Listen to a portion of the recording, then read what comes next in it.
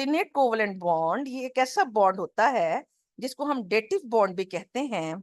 इसमें क्या होता है कि आपका इलेक्ट्रॉन जो है डोनेट भी होता है, लेकिन ये दोनों के दोनों इलेक्ट्रॉन्स जो हैं इसमें एक ही एटम डोनेट करता है, दूसरे के पास एम्प्टी स्पेस होती है। वो ये दोनों के दोनों एक्सेप्ट करता है। एक इसमें डोनर और एक एक्सेप्टर होता है, लेकिन दोनों शेयर कर रहे होते हैं।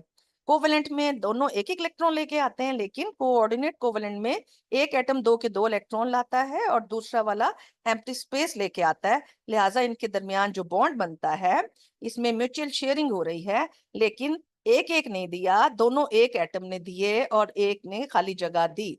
लिहाजा ये बॉन्ड जो है इसको हम कोऑर्डिनेट कोवेलेंट बॉन्ड कहते हैं। इसको जरा थोड़ा सा हम डिटेल में भी देखेंगे। अब ये देखिएगा, दिस इज नाइट्रोजन। ठीक है, अब इसके पहले नाइट्रोजन का जो एटॉमिक नंबर है आपको पता है 7 है। पहले शेल में 2 और दूसरे शेल में इसके कितने हैं, 5 इलेक्ट्रॉन्स हैं। अब इसको 8 करने हैं ना नाइट्रोजन को। अब ये क्या करेगी, एक हाइड्रोजन, दो हाइड्रोजन, तीन हाइड्रोजन्स तो पूरी सही तरह आ रही हैं, इनके पास एक एक इलेक्ट्रॉन है। लेकिन चौथी हाइड्रोजन इसके पास जो आ रही है, इसके पास तो कोई इलेक्ट्रॉन भी नहीं है। तो अब हम जरा देखते हैं कि नाइट्रोजन क्या करते हैं। तो नाइट्रोजन का एटम गैस देखिए, एक हाइड्रोजन के साथ इलेक्ट्रॉन शेयर करेगा, एक कोवेलेंट बॉन्ड बनाएगा, दूसरे हाइड्रोजन के साथ शेयर करेगा, दूसरा कोवेलेंट बॉन्ड बनाएगा, तीसरी हाइड्रोजन के साथ शेयर करके तीसरा कोवेलेंट बॉन्ड बनाएगा।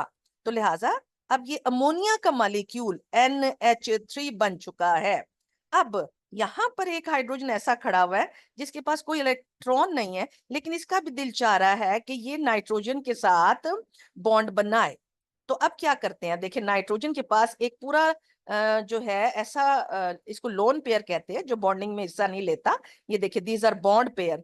ये बॉन्ड में इस्तेमाल होके पूरा पेयर है, लेकिन बॉन्ड में क्योंकि इस्तेमाल हो रहा है, this is bond pair, bond pair, this is bond pair, this is lone pair. इसने हिस्सा नहीं लिया बॉन्डिंग में, तो इसके पास एक लोन पेयर है। तो ये हाइड्रोजन बेचारा अकेला है, इसके पास एक इलेक्ट्रॉन भी नहीं है, इसके पास दो पूरे मौजूद है वैलेंस शेल में। तो अब देखते हैं ये क्या करेगा। देखिएगा, ये देखिए, इसने शेयर कर लिया है अपने दोनों के दोनों इलेक्ट्रॉन। तो इसमें ये अमोनिया का मॉलिक्यूल डोनर है और हाइड्रोजन का आयन एक्सेप्टर है, और पॉजिटिव चार्ज पूरे मॉलिक्यूल के ऊपर आ गया है। ठीक है, तो ये अमोनियम आयन, ये क्या है, NH4 पॉजिटिव, इसको बोलते हैं अमोनियम आयन। तो गस ये आपका कोऑर्डिनेट कोवेलेंट बॉन्ड है। अब इसी तरीके से हम इसी को यहाँ इस तरह देख लेते हैं, जो वहां मैंने पूरे एटम्स बना के बताया था। ये वही आपका अमोनियम आयन जो है, अमोनिया एक हाइड्रोजन आयन के साथ रिएक्ट करके अमोनियम आयन बना रहा है। और कोऑर्डिनेट कोवेलेंट बॉन्ड या डेटिव जो है जो बॉन्ड जिसको कहा गया है, उसकी एक ये वही